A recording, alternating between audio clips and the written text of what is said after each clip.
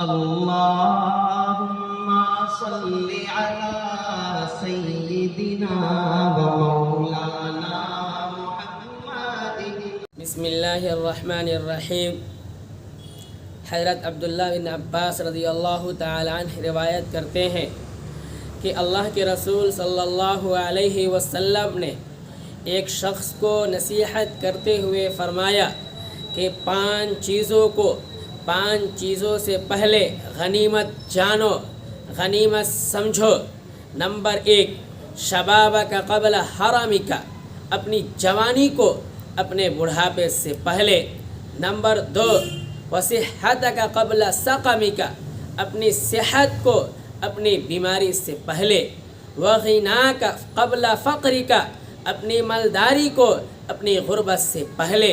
وفراغک قبل شغلک، اپنی فرصت کو اپنی مشغولیت سے پہلے.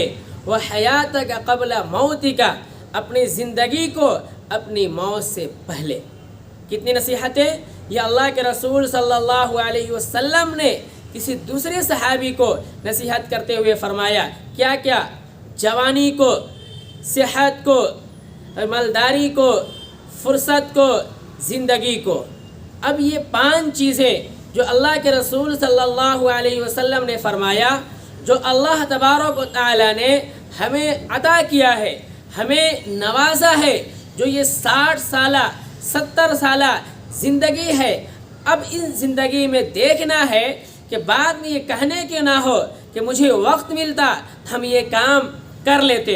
اسی لیے اللہ کے رسول صلی اللہ علیہ وسلم نے فرمایا جوانی کو بڑھاپے سے پہلے غنیمت سمجھو، صحت کو بیماری سے پہلے غنیمت سمجھو.